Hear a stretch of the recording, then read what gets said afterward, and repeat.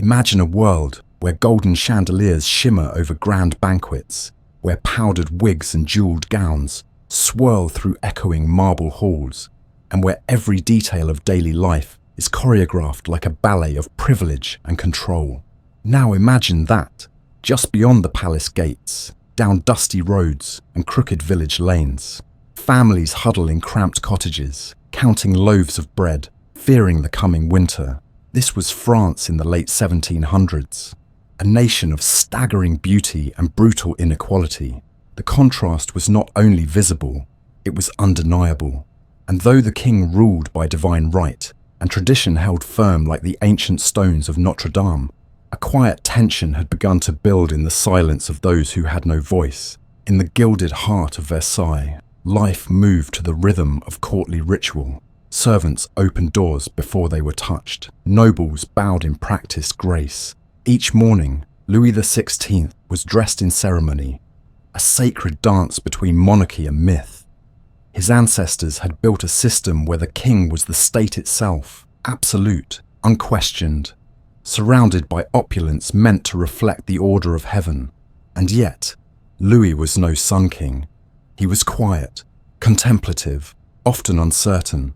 Where others had ruled with iron, he ruled with hesitation. Still, the trappings of power surrounded him. Massive estates, endless banquets, powdered elites who debated hunting parties and lace, far removed from the cries of their countrymen.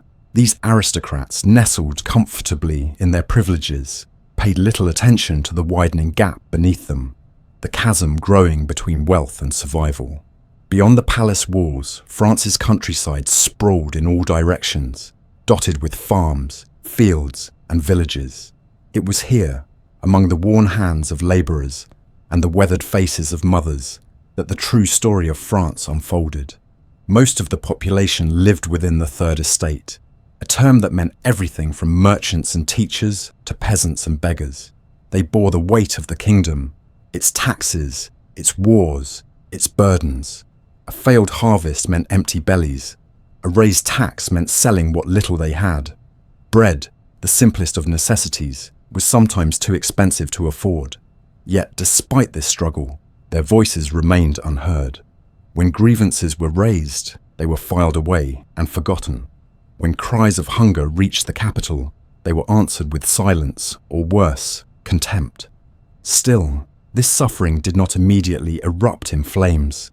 Instead, it lingered like a low fog, spreading year by year, quietly corroding the trust between ruler and ruled. The people did not rise up overnight. They waited. They hoped. And when hope faded, they whispered. At the same time, new ideas began to seep through the cracks of the old order. In Paris, cafes and shadowed bookshops, men and women read words that spoke of equality, liberty, rights that were natural, not granted. But these were just sparks, faint and flickering, far from the fire that was yet to come. It is important to understand that the French monarchy had not always been so fragile. For centuries, it had stood tall, fortified by tradition and religion. The clergy of the First Estate blessed its rule. The nobles of the Second Estate defended its wealth. Together, they formed a society rooted in hierarchy, where status was inherited and change was unwelcome. But as France grew more complex, as cities swelled and trade expanded, the structure that once seemed immovable began to creak beneath the weight of modern life. Enlightenment thinkers challenged the very foundation of power. Writers dared to suggest that kings were not chosen by God, that people should have a say in how they were governed, that justice should not be reserved for the rich. These were not yet demands, they were questions, but once asked, they could not be unasked. And so, as the 18th century approached its final decade, France remained suspended in a strange stillness. On the surface, life carried on. Bells chimed, carriages rolled over cobbled streets, and court musicians played lilting melodies. But underneath, something was shifting. The silence of the people was no longer born of fear, but of focus. The old world was beginning to feel brittle, like a porcelain mask stretched too thin. And though the storm had not yet broken, you could feel it in the air. like the deep, uneasy calm before a summer thunderstorm. If you had walked the streets of Paris in those final years before revolution, you might not have seen rebellion in the faces around you, but you would have seen fatigue. You would have seen frustration. You would have seen young men listening closely to new ideas, and mothers clutching children too thin from winter hunger. You would have seen priests torn between tradition and reform, shopkeepers debating pamphlets by candlelight, and soldiers wondering which side of history they would one day stand on. These were not scenes of chaos, not yet, but they were the makings of something vast, something irreversible, something that would begin with hope, unravel into terror, and forever alter the course of a nation. And it all began in those quiet years, when everything seemed normal, until it wasn't. It began not with swords or slogans, but with pens and questions. A quiet revolution of thought, spreading first through pages, then into salons, then into minds.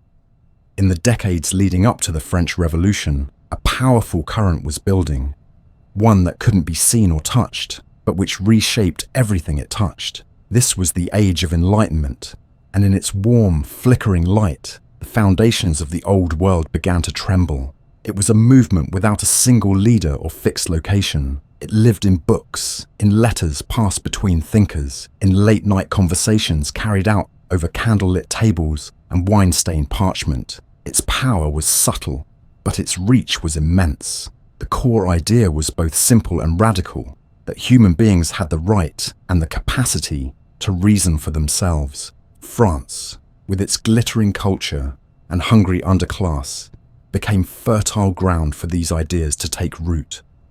Philosophers like Jean-Jacques Rousseau, Voltaire, and Montesquieu wrote with a fire that defied kings and questioned centuries of tradition. They asked why one man should be born a ruler and another a servant. They challenged the divine right of kings, the privilege of birth, and the unchecked power of the church. They imagined societies built not on fear or inheritance, but on fairness, equality, and freedom of thought. These weren't simply idle musings, they were invitations to think differently, to believe that the world as it existed was not the only world possible. Voltaire, sharp-witted and unrelenting, attacked religious hypocrisy and tyranny with biting sarcasm. He championed tolerance and civil liberties, calling out injustice wherever he saw it. His words, banned and burned in some corners, still managed to circulate widely, smuggled across borders and whispered in gatherings. Rousseau, more emotional, spoke to the soul of the common man. He wrote of natural goodness and the corruption brought by society, arguing that governments derived their legitimacy from the will of the people. Montesquieu offered the cool logic of separation of powers, a structure designed to prevent tyranny through balance. These men, and many like them, didn't just criticize, they constructed blueprints for a new kind of society. The beauty of these ideas was that they belonged to no single class. A merchant could read them and feel dignified. A nobleman could read them and feel uneasy. A peasant might not read them directly, but the words would trickle down through sermons, songs, and stories, carried by those who did. In Paris and beyond, cafes became hubs of discussion. Salons hosted by powerful women brought together poets, lawyers, and radicals. Even members of the aristocracy found themselves drawn to Enlightenment thought, seduced by its elegance, not yet realizing it threatened the very ground they stood on. The Enlightenment turned the mind into a weapon, one more powerful than any blade. It taught people not only to dream of a better world, but to question why it wasn't already so. At the same time, the printed word was becoming more accessible. France's literate population was growing. Pamphlets and books flowed more freely, carried by travelers, sold by peddlers, read aloud in markets. The printing press became a quiet engine of change, churning out thoughts that had once been confined to whispers in elite halls. Now, a farmer might hear of Rousseau's belief in the general will, or of Voltaire's mocking of blind authority. Ideas once thought dangerous were becoming familiar. Revolution did not yet stir in the streets, but it had already begun in the mind. But ideas alone do not spark upheaval. They need fuel. And in France, that fuel was desperation. People didn't just read about justice, they craved it. They didn't just imagine equality, they needed it. The Enlightenment was not a storm. It was the heat building before the storm. It created the conditions in which revolution could be not only possible, but inevitable. As each new idea was spoken, repeated, and passed along, the gap between the world that was and the world that could be grew wider.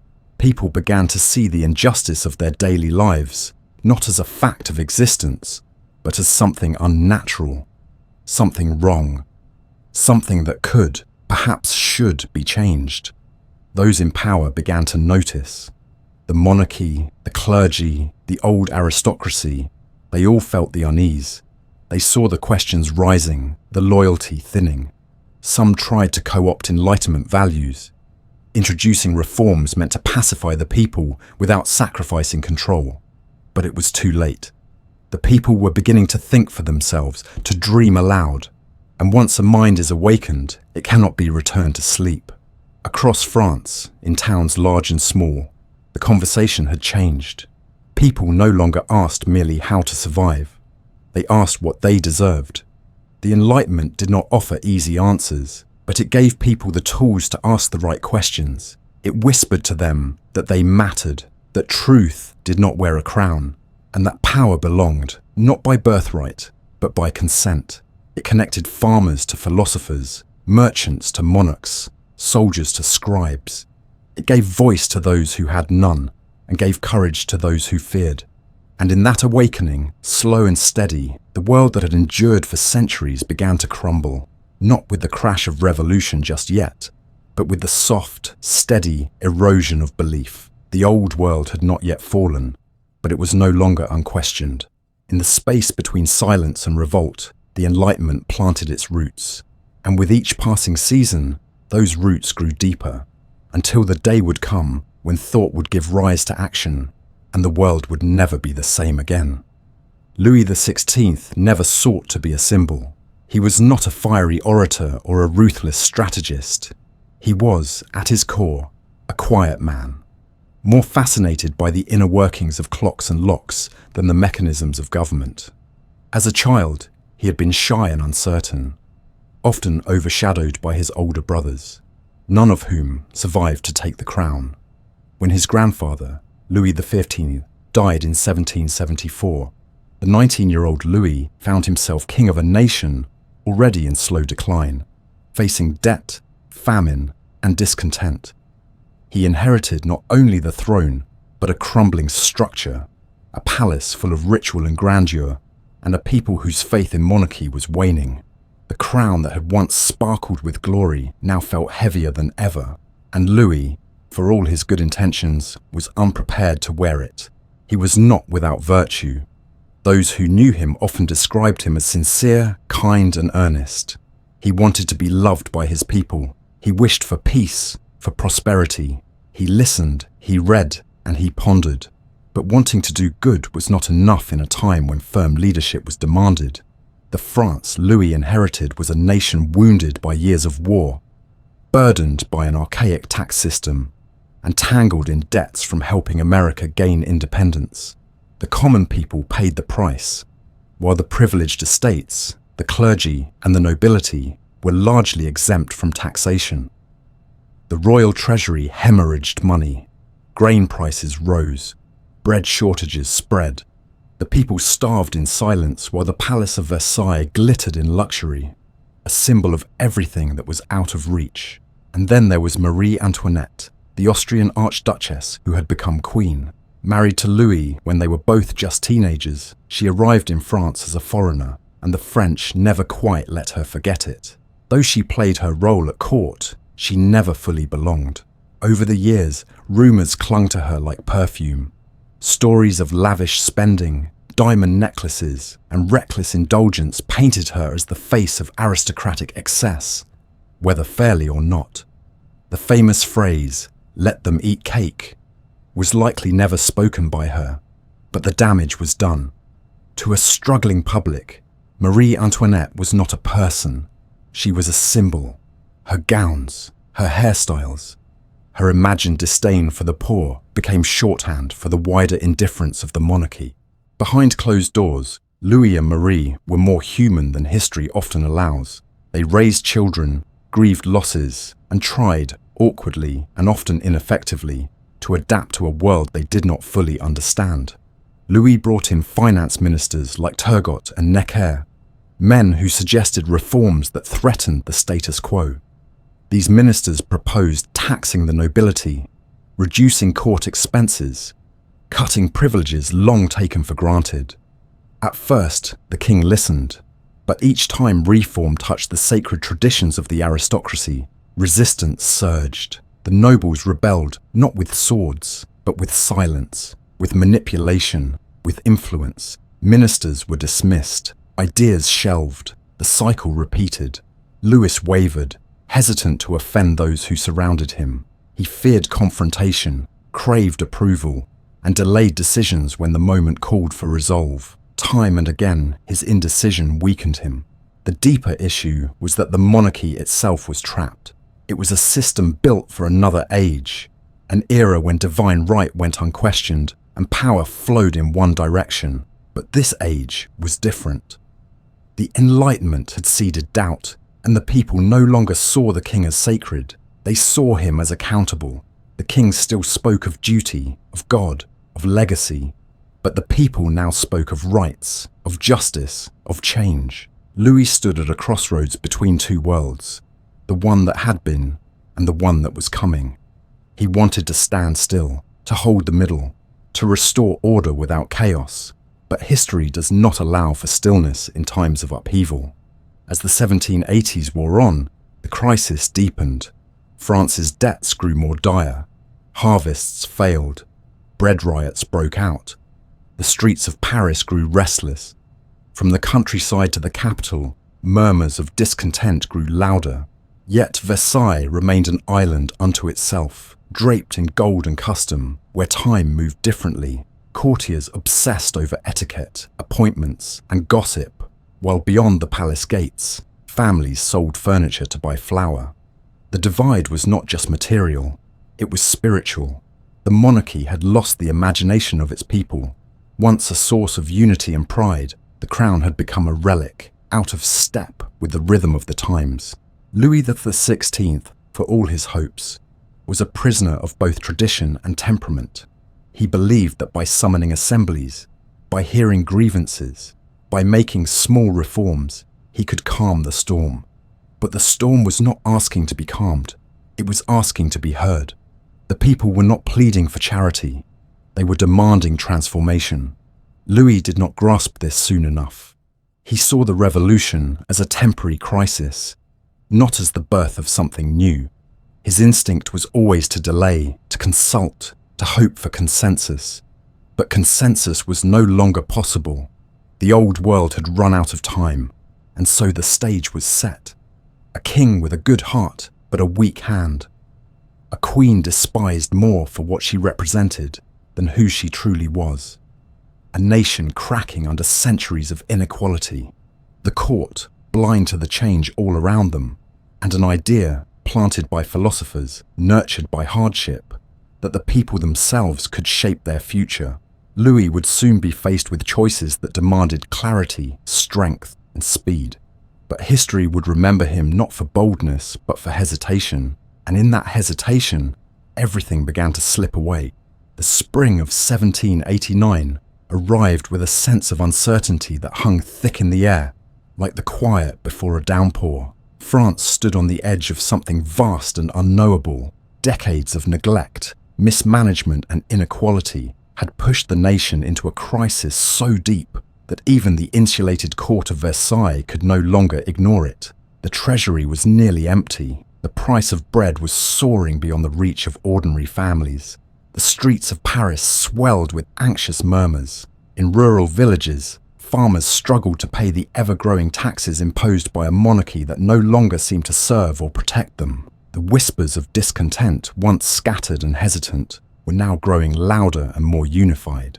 And so, for the first time in more than 170 years, the king called for the convening of the Estates General, a meeting of representatives from the three orders of French society: the clergy, the nobility, and the common people.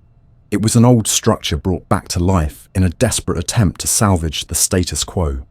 This rare assembly was seen by many as a chance to air grievances and push for long-needed reforms. For the king, it was a way to stabilize his rule, to raise new taxes without sparking open revolt. For the nobles and clergy, it was an opportunity to protect their privileges while appearing cooperative. But for the Third Estate, the vast and varied group that represented the overwhelming majority of the French population, it was something more. It was a moment long awaited, a stage upon which they could finally speak, not just as servants of the state, but as rightful members of the nation. Among their ranks were farmers, artisans, shopkeepers, lawyers, teachers and thinkers. Men who had lived the consequences of royal policy and were now determined to be more than just a silent footnote in France's history. The Estates General opened in May at Versailles, in halls filled with ceremony and tension. Each estate had its own chamber and its own procedures. And while the Third Estate had as many representatives as the other two combined, the voting system still favoured the privileged classes. Each estate had one vote, meaning that the clergy and nobility could easily override the demands of the Third. This was no accident. It was a structure built to preserve power, to offer the appearance of inclusion while keeping control firmly in the hands of the few. But the world had changed too much for such illusions to hold. The Third Estate, aware of their numerical strength and growing public support, refused to accept this arrangement. Debates turned into deadlock, resentment festered, and then, in a moment of bold defiance, the Third Estate broke away. On June 17th, they declared themselves the National Assembly, claiming to represent not just their estate, but the entire French people.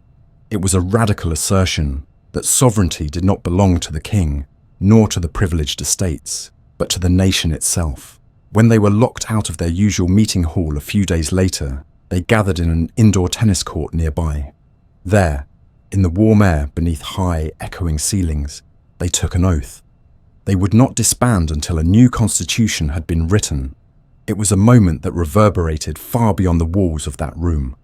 The tennis court oath was more than a protest. It was a declaration of political awakening, a vow that the people would no longer be ignored. Louis XVI was now faced with a choice that would define his reign. He could recognize the National Assembly, embrace reform, and begin the difficult process of guiding France toward a more equitable future. Or he could resist, defend the old order, and risk confrontation. In his uncertainty, he hesitated once again. Initially, he attempted to assert control.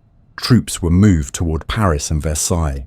Whispers of a crackdown began to circulate. The people watched with growing fear. They had seen promises before, heard speeches, witnessed gestures.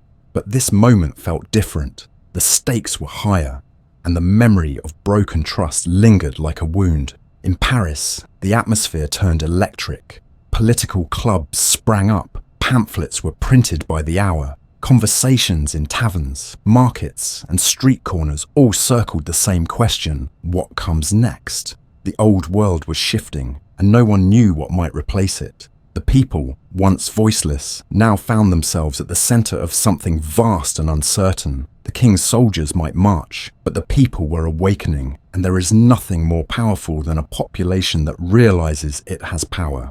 Meanwhile, within the assembly, voices grew louder and more confident. Some still sought compromise with the crown, hoping for a constitutional monarchy modelled after England. Others pressed for deeper, faster change. The unity of the estates had been shattered, and there would be no going back. Every speech, every vote, every decision carried the weight of history. Outside the halls, thousands gathered to watch and wait. Their patience, long tested, was wearing thin. Bread was still scarce. Work was uncertain. And now, with soldiers gathering nearby, many feared that violence would follow. The summer heat pressed down on the city. The air felt heavy with possibility and dread. Rumours spread like wildfire, of plots, betrayals, conspiracies. Some said the king was planning to dissolve the assembly by force. Others claimed foreign troops were being summoned to crush the growing resistance. The people began to arm themselves with whatever they could find. It was no longer enough to speak of rights. They had to be defended. And though no shots had yet been fired, the revolution had already begun. It moved not with fanfare, but with footsteps, quiet, steady, determined. Louis had one final chance to embrace the movement, to become the king of a new France, to stand beside his people rather than above them. But he waited. He calculated.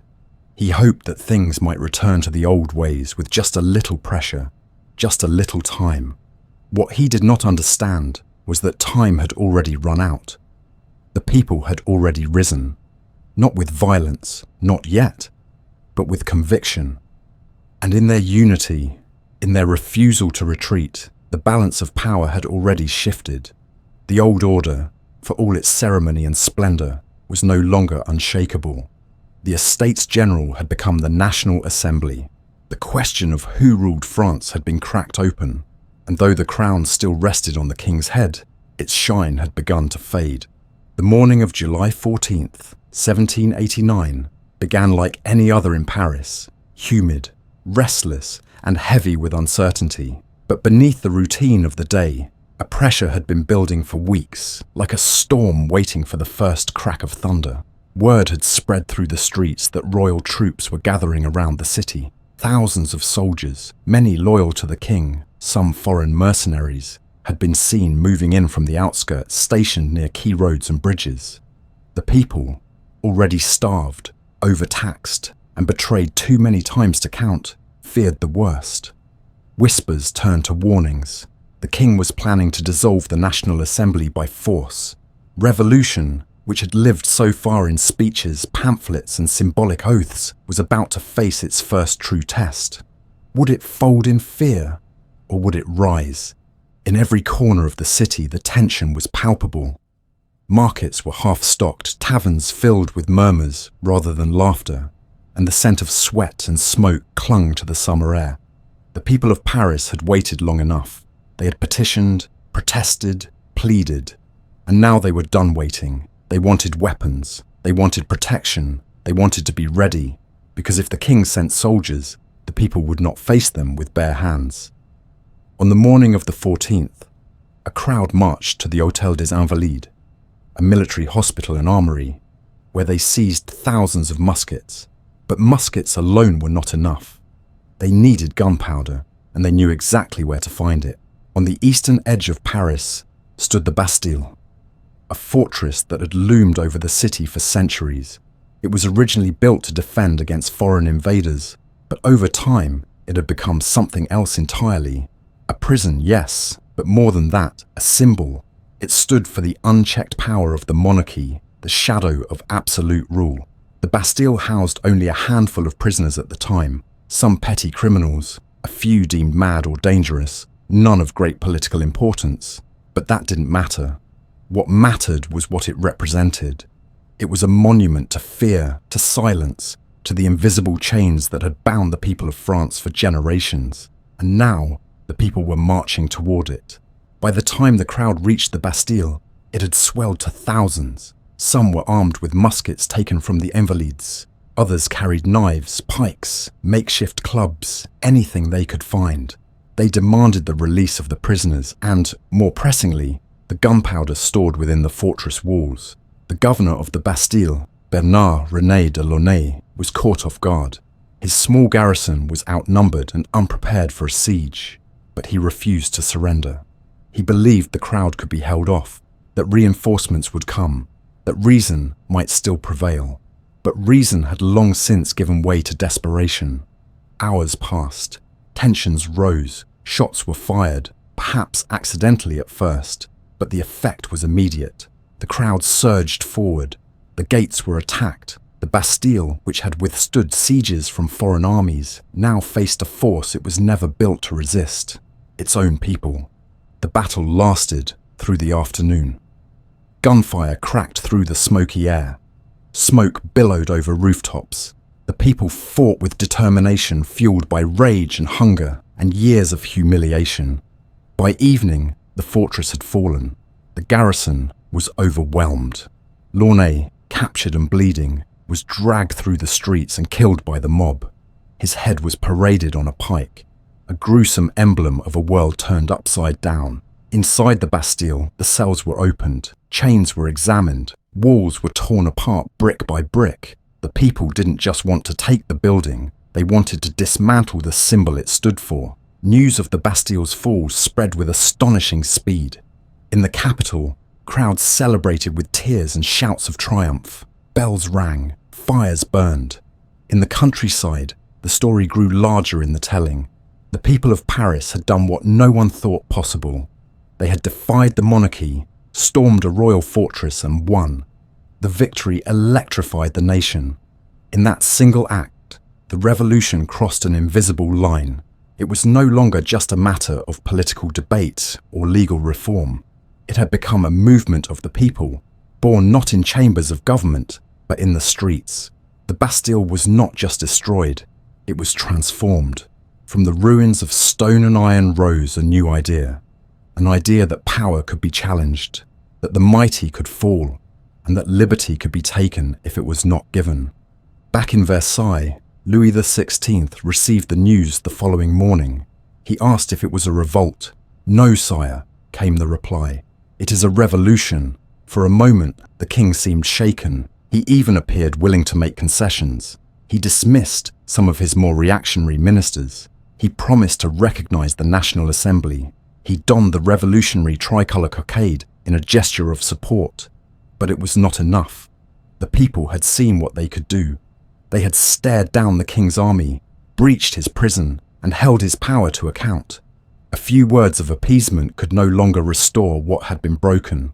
The fall of the Bastille marked a turning point, not just for Paris, but for the entire world. It was the first flash of a fire that would soon spread across France, then across Europe. In the weeks that followed, feudal manors were attacked, noble estates were looted, and symbols of privilege were torn down with fury and resolve.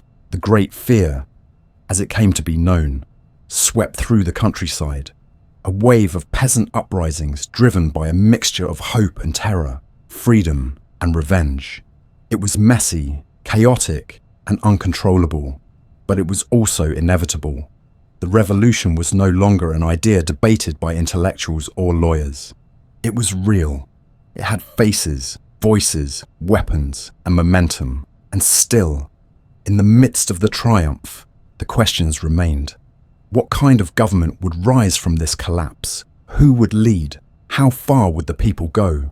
The fall of the Bastille had shattered one wall, but many others still stood. The king remained on his throne. The court still plotted. The assembly still argued. The revolution had begun, but its course was still uncertain. What had been set in motion on July 14th could not be undone. It was not a moment. It was the beginning of a transformation so vast that none who lived through it could fully understand its end. Paris had risen, and with it, the world had begun to change.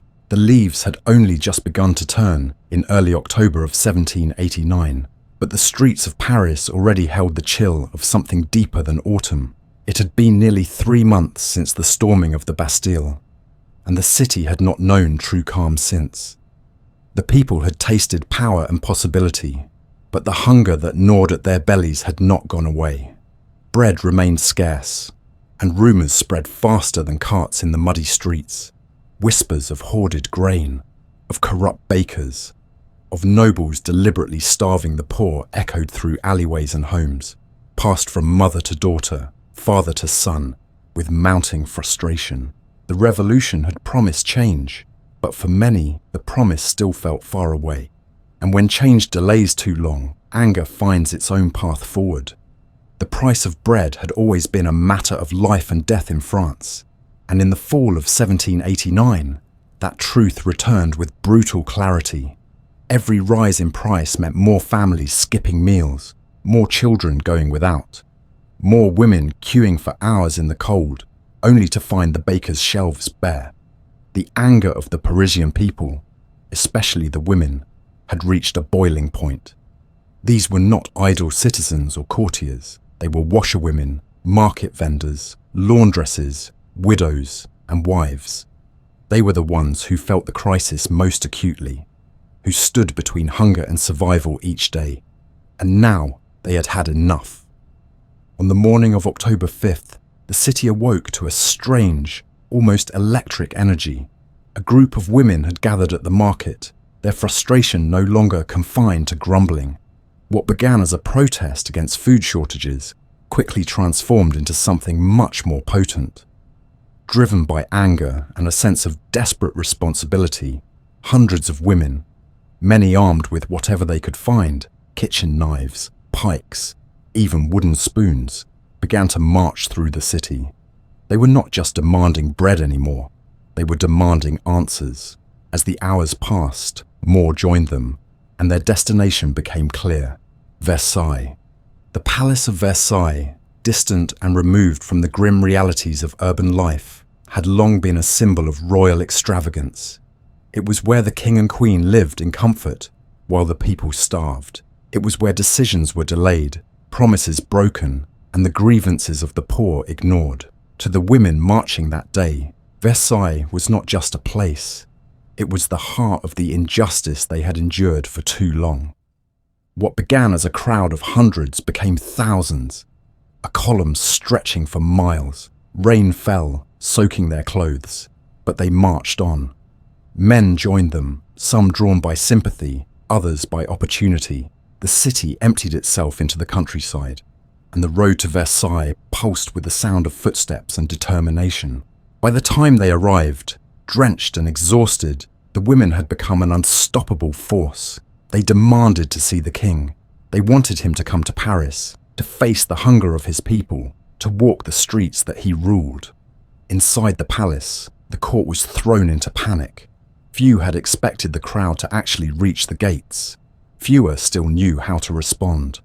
The royal guard was underprepared and unsure whether to resist or negotiate. The king, as always, hesitated. He eventually appeared on the balcony and promised to distribute bread from the palace stores. But the crowd, weary of promises, remained. They camped outside the palace, determined not to leave without real change. As the night wore on, tensions escalated.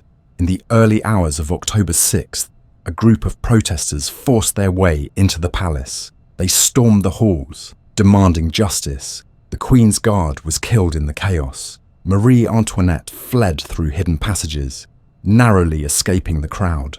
At last, the king emerged once more, and in a moment of unprecedented pressure, he gave in. He agreed to leave Versailles and return with the people to Paris. It was not a procession, it was a triumph.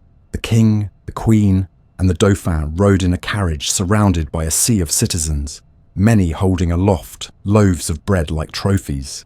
The king was no longer a distant figure ruling from marble halls. He was now a captive of his own people, brought back to the capital not as a monarch above the masses, but as a man accountable to them. The return to Paris marked a turning point in the revolution. Versailles had been the seat of royal power for over a century. Now, that power had been physically and symbolically relocated. The king and his court were moved to the Tuileries Palace in the heart of the city, under the watchful eyes of the same people they once governed from afar. The illusion of royal invincibility had been shattered. The people had marched, demanded, confronted, and they had won. The women who had led the march were hailed as heroes. They had done what armies could not. They had moved a king. In the days that followed, the mood in Paris was strange and shifting. There was celebration, yes, but also unease. The revolution had reached a new stage, and no one knew what would come next. The National Assembly continued its work, crafting laws and drafting reforms. But now the king was close by, his presence a constant reminder of both possibility and peril. He was no longer the unchallenged ruler of France. His power had been taken out of the clouds and brought down to earth. And while some believed he could still be a part of the new France, others began to doubt whether the monarchy itself could survive the weight of the revolution it had failed to contain. But for the women who had marched, who had left their homes in the rain and returned with a king, there was no doubt that the world had changed. They had been overlooked, underestimated, pushed aside, yet it was they who had pushed history forward. Not with wealth or education or political titles, but with courage born of desperation. Their voices had been raised not in polished rhetoric, but in the raw, unfiltered language of hunger and fury. And those voices had been heard. The March on Versailles was not just a protest, it was a statement, a reminder that the revolution belonged to the people, and that in the face of injustice, even the most powerful could be made to move. The royal family's return to Paris in October of 1789 was meant to signal a gesture of reconciliation, a calming of tensions, an acknowledgement that the king now stood with his people. But beneath the surface, no true unity had been achieved. The revolution had not paused. It had merely shifted location. The king and queen, once remote and untouchable in the opulence of Versailles, were now confined to the Tuileries Palace, surrounded not by loyal courtiers, but by guards, committees, and the constant, watchful presence of a restless and increasingly radicalized city. They were no longer rulers in the traditional sense. They were symbols trapped within their own country, their every move scrutinized, their every word reported. The illusion of monarchy persisted only in form. In substance, it was already beginning to dissolve. Inside the National Assembly, the work of reshaping France continued at a frantic pace. The representatives, many of whom had come from humble backgrounds, took their seats daily to debate the foundations of the new nation. The Declaration of the Rights of Man and of the Citizen had already been proclaimed, stating that men were born and remained free and equal in rights, that sovereignty belonged to the people, and that law was the expression of the general will. These were not just lofty ideals, they were revolutionary weapons, tearing through centuries of divine right and aristocratic privilege. Titles and hereditary power began to lose meaning. The nobility, once protected by tradition and law, found themselves increasingly under suspicion. The privileges they had always considered natural were now seen as obstacles to justice. In a matter of months, the Assembly dismantled the feudal system that had shaped French society for centuries. Tithes to the church were abolished. Serfdom was declared dead. Land once locked in the hands of a few was gradually open to many. France was being reimagined, not in slow, careful steps, but in a rush of fervour and purpose. But not all welcomed the changes. Across Europe, royal courts watched with unease, fearing that the ideas igniting France might leap borders and spread rebellion. Within France itself, many of the clergy and nobles fled, becoming émigrés, taking refuge in foreign lands and waiting for the right moment to return and restore the old order. They wrote letters, published pamphlets, pleaded for intervention. They believed France had gone mad and only force could cure it. At home, tensions deepened. The civil constitution of the clergy, passed in 1790, forced priests to swear loyalty to the new government over the Pope. For many devout Catholics, this was a line crossed. Churches became battlegrounds of belief. Priests were divided between those who took the oath and those who refused. Families, once united by faith, found themselves split by politics. The revolution, once a dream of unity, was now revealing the cost of such transformation. Change was necessary, but it was not painless. Louis XVI remained a reluctant participant in the drama unfolding around him. He signed decrees, gave speeches, appeared before the assembly when needed, but his heart was elsewhere. His trust in the revolution was thin at best. In private, he resented the erosion of his authority. He feared for his family's safety, for the future of the crown, for the very survival of monarchy itself. As the months passed, he became more distant, more cautious, and then, in the summer of 1791, he made a choice that would shatter what little trust remained. He and his family attempted to escape. Under cover of night, dressed in disguises, the royal family slipped out of the Tuileries and began a secret journey toward the eastern frontier, where they hoped to join loyal troops and flee to safety beyond France's borders. But the plan, elaborate though it was, failed. At a small town called Varennes, the king was recognized. Word spread quickly. Local officials, once loyal to the crown, now acted in defense of the nation. The escape attempt was stopped. The royal family was detained and sent back to Paris, not in triumph, but in disgrace. The image of the king as a passive, paternal figure was destroyed. He was no longer simply a monarch caught in the current of revolution.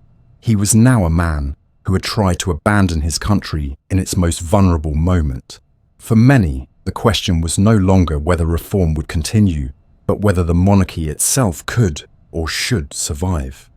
In the aftermath of the flight to Varennes, the atmosphere in Paris darkened. Trust had broken. The Assembly tried to contain the fallout by declaring that the king had been abducted rather than fled of his own will. But few believed the official story. The people had watched the carriage return. They had seen the king's face. The betrayal was personal. Crowds began to demand more than reform. They called for a republic. They called for accountability. They called for justice. A petition to remove the king from power drew thousands of signatures. A protest at the Champ de Mars turned violent. Troops fired on the crowd, killing dozens. The revolution had lost its innocence. And yet, the work continued. The Assembly pushed forward with a new constitution, hoping to salvage the idea of a constitutional monarchy. It would limit the king's power, establish a legislative body, and enshrine the rights already proclaimed. In 1791, the constitution was finalized, and Louis XVI took an oath to uphold it. But the words rang hollow. Too much had changed. The king's authority, once unquestionable, was now conditional. He ruled not by divine right, but by the will of the people, a will that was restless, fractured, and increasingly radical. Outside of Paris, tensions escalated further. Peasants, emboldened by revolutionary laws, but still burdened by local power structures, clashed with nobles and clergy. In cities and towns, fear of counter-revolution grew. Militias were formed. Committees watched for signs of betrayal. The revolution was not just against kings anymore. It was against anyone suspected of opposing the new order. Friends turned into enemies. Accusations spread faster than facts. The unity of 1789 was long gone, replaced by a swirling storm of factions, each with its own vision for the future. And so France entered a dangerous phase, still searching for peace, still writing laws, still trying to build something stable from the ruins of the past. But always, just beneath the surface, was the fear that it might all collapse. The king remained in the palace, but he was a prisoner in all but name. The people watched him with suspicion. The Assembly watched him with caution. And beyond the borders, armies gathered, monarchs plotted, and the fate of the revolution hung by a thread. The kingdom was no longer merely in question, it was on trial. And soon, the question would not be whether the monarchy would change, but whether it would survive at all. By the year 1792, the slow erosion of trust between the French people and their king had given way to something harder, sharper, and far more dangerous: open contempt. The failed escape to Varennes had been a turning point. Whatever lingering illusions the people might have held about Louis XVI's role as a constitutional monarch had been shattered the moment his carriage was turned back toward Paris. Now he was seen, not as a misguided ruler trying to adapt, but as a traitor cloaked in royal silk. In the taverns, on street corners, in pamphlets passed from hand to hand, the language of politics became the language of accusation. The king had not simply tried to flee, he had, in the eyes of many, abandoned the nation he was sworn to protect. And as France continued its perilous experiment with freedom, the crown, once the symbol of unity, had become a symbol of betrayal. The Legislative Assembly, formed after the adoption of the Constitution of 1791, struggled to maintain control over the increasingly volatile situation. Within its walls, factions clashed over the direction of the revolution. The moderate Feuillants still clung to the hope of preserving a constitutional monarchy, but the more radical Jacobins and their allies, like the passionate and uncompromising Robespierre, called for a republic, for true sovereignty resting solely with the people. Outside the assembly, new political clubs and societies flourished, giving voice to the masses and pushing for deeper change. One such club, the Cordeliers, demanded not compromise but justice, swift, thorough, and absolute. The streets of Paris, already restless, pulsed with energy and anger. War soon came crashing through the gates of France. In April of 1792, under immense pressure and internal division, the Legislative Assembly declared war on Austria. The decision, born partly from paranoia and partly from idealism, quickly spiraled out of control. The hope was that revolutionary France would inspire the oppressed of Europe to rise, but instead, France found itself surrounded by monarchies, eager to quash its rebellious spirit. Prussia joined Austria in the fight, and foreign armies advanced on French soil. Within months, panic gripped Paris. Rumours of treason, of secret alliances, of spies within the capital fed a sense of betrayal that clung to every street corner and echoed in every revolutionary speech. As foreign troops approached, and defeat seemed imminent, suspicion turned inward. The people looked to the Tuileries Palace and saw not a government under siege, but a nest of conspiracy. It was widely believed that Louis and Marie Antoinette were conspiring with enemy forces, hoping that a French defeat would restore their power. Pamphlets accused the Queen of sending secret letters to Austrian commanders, of undermining French troops from within. True or not, perception had become reality, and in a revolution fueled by the idea that the people held the truth, that perception was everything.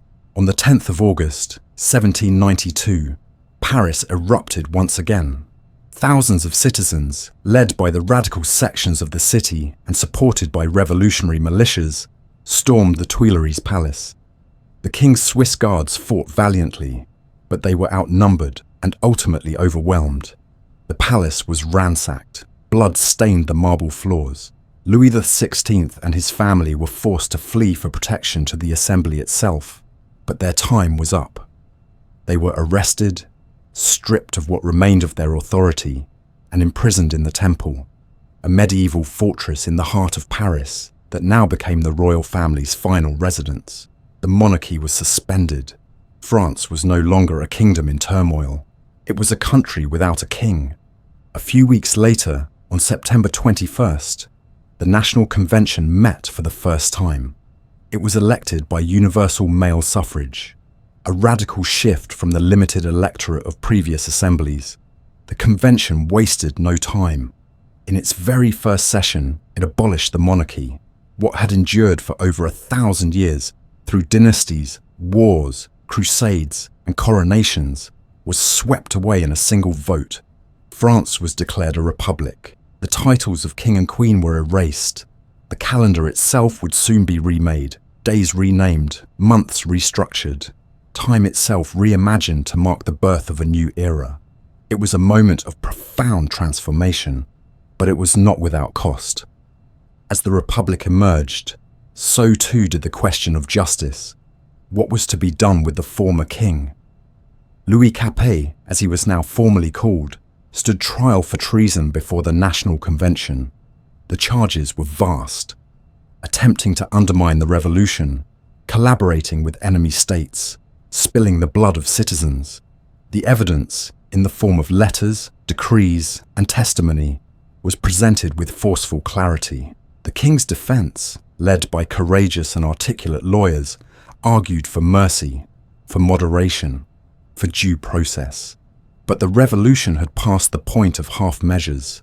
The people did not want delay. They wanted a verdict that matched the magnitude of their suffering. On January 15th, 1793, the convention voted. Louis was found guilty. 2 days later, they voted again on whether he should be executed. The margin was narrow. Some delegates wept, others cheered, but the result was final. On January 21st, a grey winter morning, Louis was led through the streets of Paris to the Place de la Révolution. He mounted the scaffold calmly, uttered a final statement of innocence, and was silenced by the guillotine. The crowd stood in heavy stillness. Then cheers erupted, mixing with weeping and stunned silence. The king was dead, not by exile, not by exile or divine fate, but by the will of the people. The execution of Louis XVI was not just an act of punishment, it was a declaration. It said that no man, no matter how exalted, stood above the law. That power could be taken, not inherited. That the revolution would defend itself, even against its own past. But it also marked the beginning of a darker chapter. With the monarchy gone, enemies of the Republic, both real and imagined, became the new focus of revolutionary justice. The stage was set for deeper division, harsher measures, and a spiral of violence that would soon grip France in a fever of fear and fervour. Yet in that moment, as the blade fell and history shifted, many believed they had reached the summit. The monarchy had fallen, the people had risen, a republic had been born, not in secret meetings or courtly negotiation, but in the open streets, in blood and belief. The road ahead would be uncertain, but for now, France had declared itself sovereign in the truest sense. Not just free of kings, but free to shape its own destiny. The death of Louis XVI sent a tremor through the soul of Europe. Monarchs in every neighbouring land recoiled in horror, not only because a king had been executed, but because the people had done it. If it could happen in France, the cradle of royal grandeur, then no throne was safe. Austria, Prussia, Britain, Spain, all began preparing for war. But within France itself, a different tremor was growing, one far more dangerous than any army beyond its borders. Fear. Fear that the revolution might falter. Fear that enemies within were conspiring to bring back the old order. Fear that the hard-won birth of the Republic might be strangled before it had even learned to walk. That fear, mixed with a relentless thirst for justice and a deepening hunger for control, would soon erupt into a chapter of the revolution darker than any before. A chapter that would be remembered in blood, the Reign of Terror. The months following the king's execution were marked by growing chaos. France was now at war on all sides, encircled by enemies who saw the Republic as a disease that must be eradicated. Inside its borders, civil unrest flared into open rebellion. In the Vendée, a region of western France, peasants rose up in counter-revolution, angry over conscription and the suppression of the Catholic Church. Royalists, clergy, and moderates still loyal to the old regime were suspected of plotting against the revolution.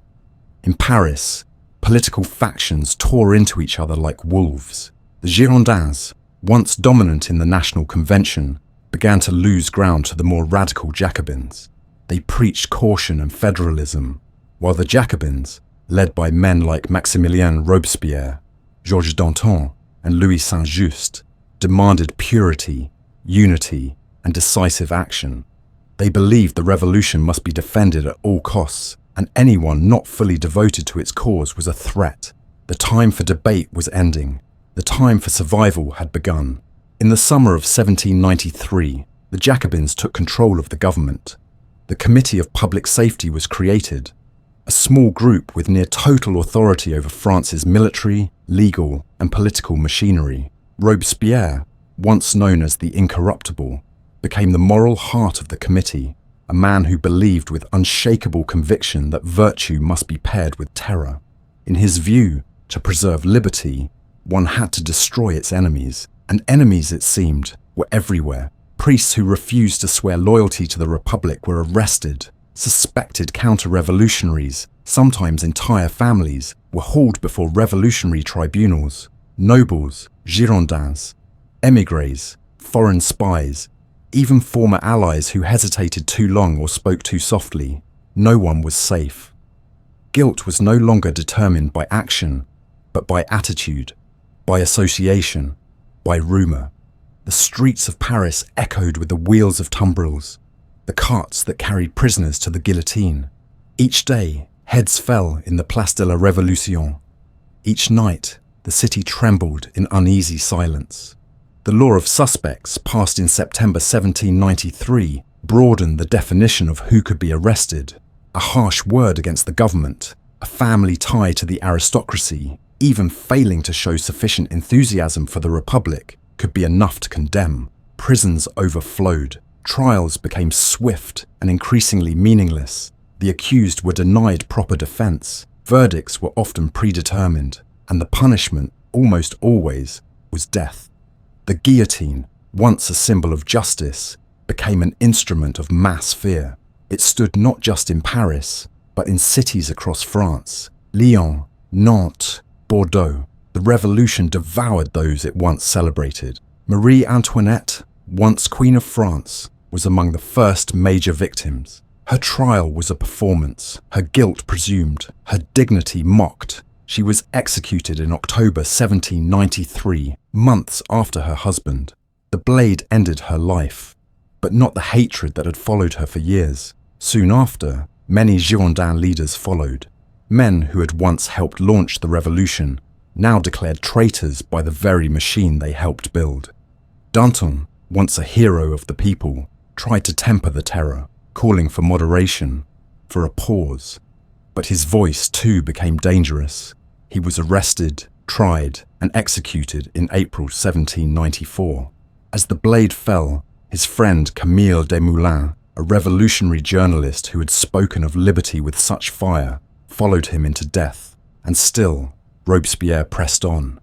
He believed the Republic could be purified, that virtue and terror were two sides of the same revolutionary coin.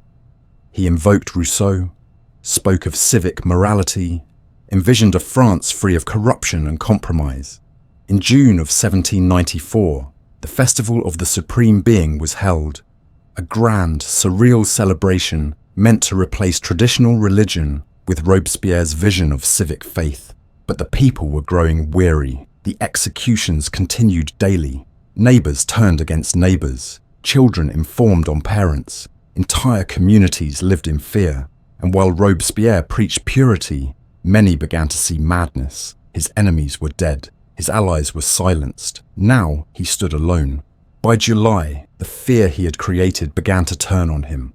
Members of the convention, once cowed by his speeches, saw no future under his rule. They struck first.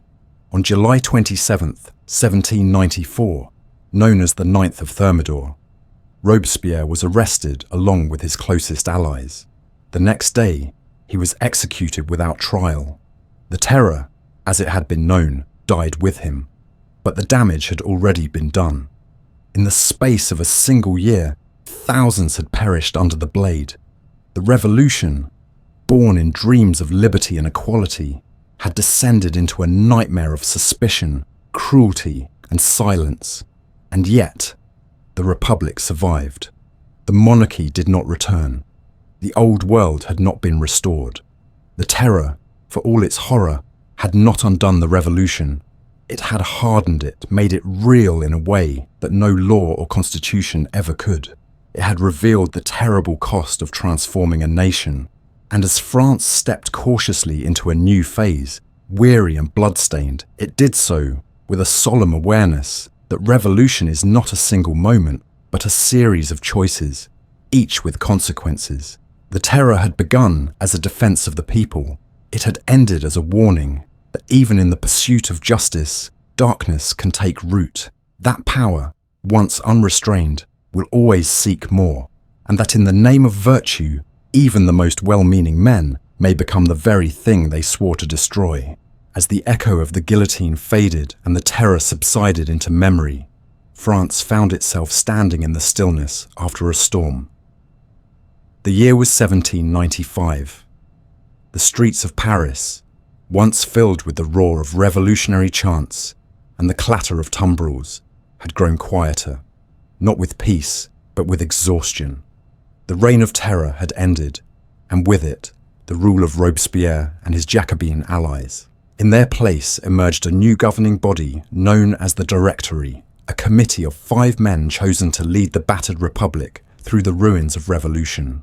But the dream that had once filled the hearts of so many, the vision of a nation reborn in liberty, equality, and fraternity, had become harder to recognize. The people were weary, the country was fractured, and the question that now hung over every conversation, every street corner, every policy and promise, was simple yet vast. What had it all meant? The Directory was meant to be a return to stability, a closing of the wounds opened by extremism. But it ruled not with inspiration, but with calculation. Power had become a game of balance between the radicals who still whispered of vengeance and the royalists who waited in exile for the monarchy's return. The Directory walked a narrow line, cautious and self-protective. Corruption spread through its ranks. Wealth and influence began to dominate once again. And for many citizens, especially the poor who had once marched for bread and justice, the revolution now felt like a story hijacked by others. What had begun as a cry for dignity had become a system where power lived in new hands, but not always with new ideals. Outside the government halls, France was still changing. The feudal system, once the backbone of rural life, had been shattered. The church had lost its grip on everyday authority. Titles and noble privileges had been stripped away. The aristocracy, once untouchable, was either dead, exiled, or hiding. A new class of professionals, merchants, and educated citizens began to shape society. Men who had risen not by birth, but by talent or opportunity. In that sense, the revolution had succeeded. It had broken the chains of the old world, but in their place, something uncertain had emerged. A society without a fixed identity, caught between memory and ambition. The Republic was alive, yes, but it was unsteady, and beneath every new law and election lingered the knowledge that violence had not disappeared. It had only been postponed. Beyond France's borders, the revolution had reshaped the entire map of possibility. Monarchs across Europe had watched in horror as the French crown was toppled and replaced by the will of the people. They had joined together in war, determined to crush the Republic before its ideas could infect their own subjects. But those ideas, those powerful, contagious ideas, had already spread. Across Europe, people began to question their rulers, to ask whether kings truly ruled by right or merely by tradition. In Italy, in the German states, even in distant colonies, the example of France whispered that change was not only possible, but inevitable. The revolution had shown that governments could be challenged, that history was not set in stone, and that even the most enduring systems could be overturned by ordinary people with extraordinary conviction. And in the midst of this uncertain aftermath, as France tried to navigate the fragile years that followed the terror, a new figure began to rise from the chaos. A young general, brilliant and ambitious, with piercing eyes and a hunger for glory. His name was Napoleon Bonaparte. He had earned his reputation not in the salons of Paris or the chambers of the Convention, but on the battlefield, leading French armies to victories that reignited national pride. As the Directory faltered and the people yearned for strength, Napoleon offered something dangerously compelling: order, purpose, and a vision of France reborn not through liberty alone, but through discipline and empire. In 1799, just 10 years after the revolution had begun, Napoleon seized power in a coup d'etat. He established the consulate, with himself as first consul, and soon after, he would crown himself Emperor of the French. The Republic, once fought for with so much blood and hope, was replaced by a new kind of monarchy, one rooted in merit, not birthright, but monarchy nonetheless. And so, history turned again. The revolution, which had begun with cries of liberty and justice, had paved the way for an empire that would stretch across Europe and reshape the continent through war. Yet the story did not end in contradiction, because even as Napoleon rose, even as the Republic slipped into empire, the revolution left behind a legacy that no crown could erase. The ideals born in that time, equality before the law, the end of feudal privilege, the belief in the rights of man, became the foundation of modern political thought. The structures built to defend tyranny had been pulled down. The notion that a nation's destiny could belong to its people, not its rulers, had taken root so deeply that even an emperor could not unplant it. It lived in the schools, in the legal codes, in the very language of citizenship. It had become part of the air, and in the quiet that followed, in the decades that came after battles and speeches, after guillotines and governments, the French people remembered. They remembered not just the suffering, but the transformation. They remembered the voices raised in crowded squares, the marches led by hungry women, the oaths sworn in echoing halls, the courage of peasants and workers who had believed they could remake the world. The revolution had not delivered all it promised. It had made mistakes, committed horrors, and left scars.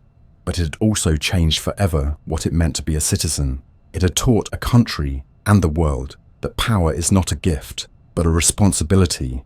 That freedom must be defended not only from kings, but from fear and silence, and that even in the darkest nights of uncertainty, a single idea, believed deeply enough, can set fire to the centuries.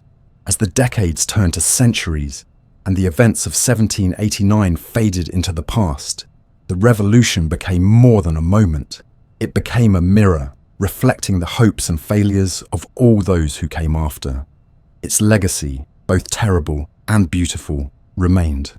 And though its streets have long since quieted, its voices still echo, not in anger, but in memory, in the rustling leaves of a republic still learning what it means to be free, in the footsteps of generations who have marched in search of dignity, and in the quiet conviction that history, no matter how heavy, is always waiting to be rewritten.